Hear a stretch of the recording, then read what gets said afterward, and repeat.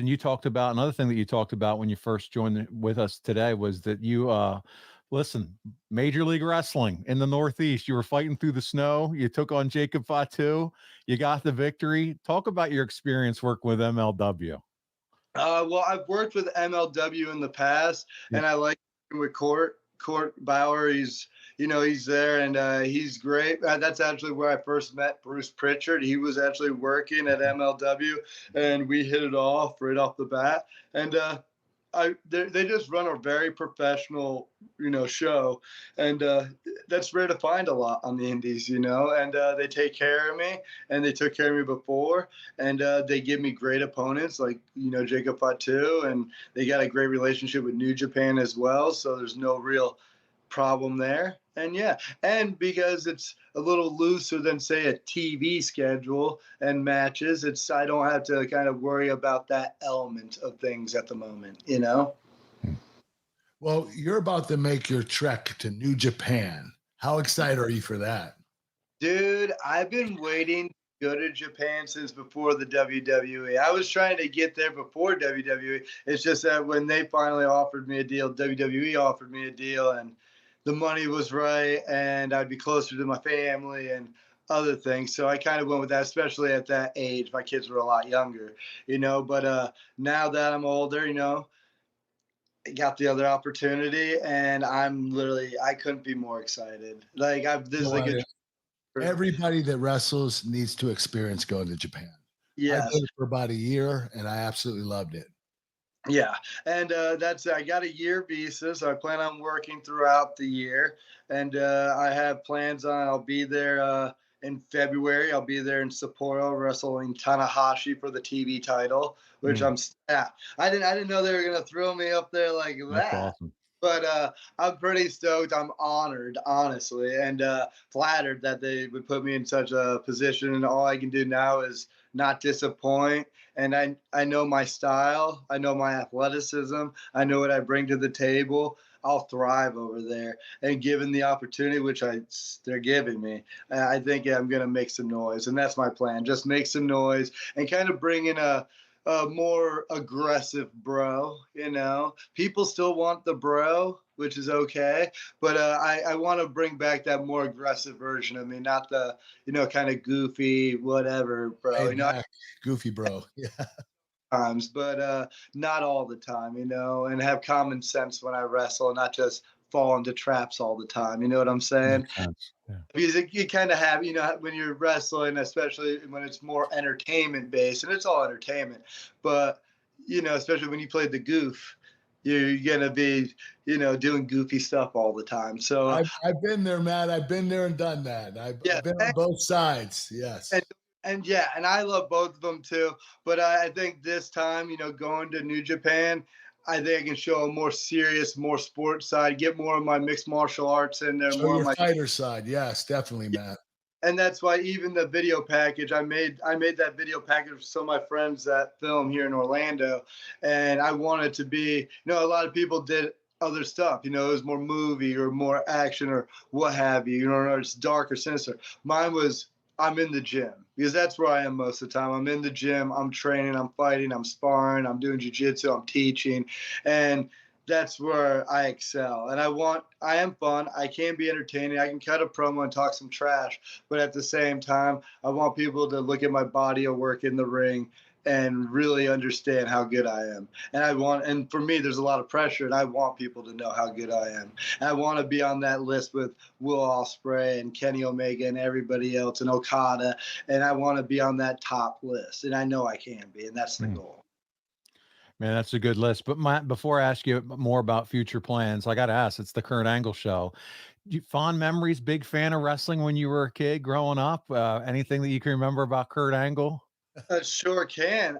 At the Pepsi Arena in Albany, New York. I believe you won your world championship there, right? My first world title, yeah, against the Rock.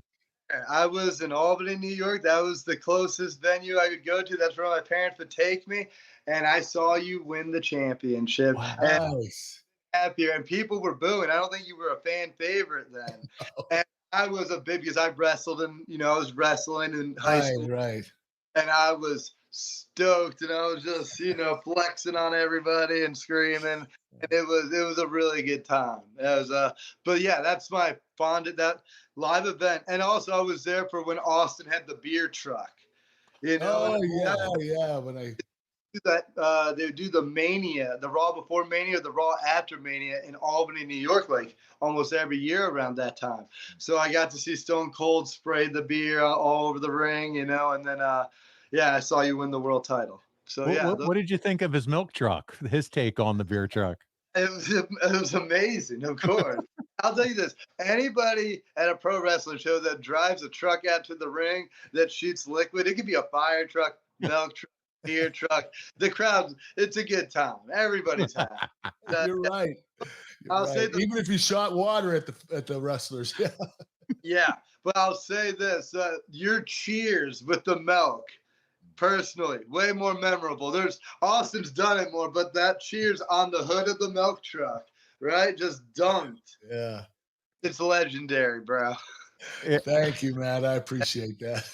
And he did it at the Hall of Fame in a tux. I mean, come on. That was bold. That was bold. You know what? I had to wear that tux the next night. Yeah, I believe it. I bought a tux. They're pretty expensive. I'm not trying to buy two. I'll clean it.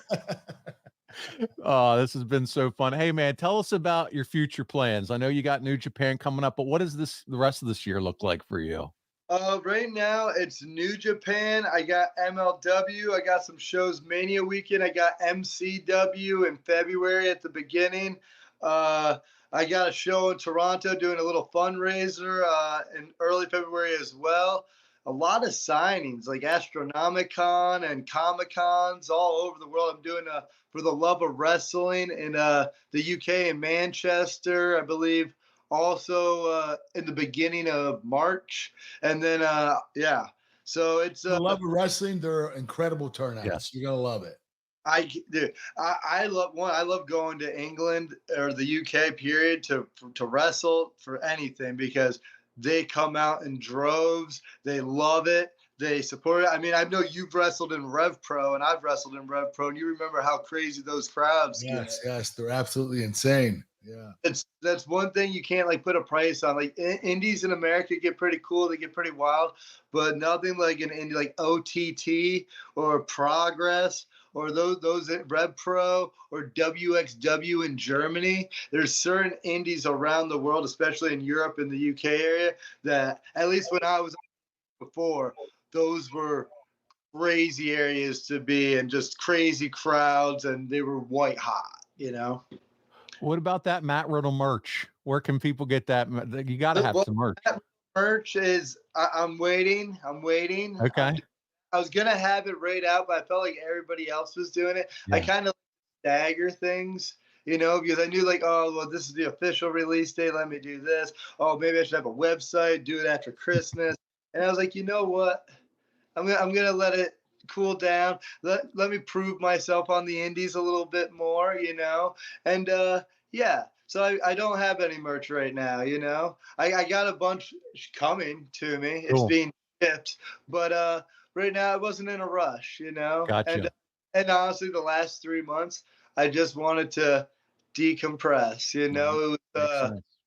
5 years, 6 years in WWE. And then before that, to get to WWE, I had to wrestle a lot on the indies and travel the world. And then before that, I was in the UFC. So it was like, didn't really have any break. And that was the first time I just got paid to sit at my house. So it was crazy. It was Hey, crazy. you're still gonna get those merch checks from WWE for the next couple of years. I got a quarterly thing the other day, and it's pretty big. And I was like, oh man, like I thought they would have tried to like hawk all my gear on discount. No, it'll stay like that for a while, Matt. You'll be okay. So the Funkos and the action figures and the t-shirts, I guess the 420 merch, they are still selling. So Good. yeah. I want to wish you the best luck in the future. I want to thank you for coming on the show. I really appreciate it. I just want to tell you I'm a big fan of yours, and I'm going to continue to follow you. Hey, Kurt.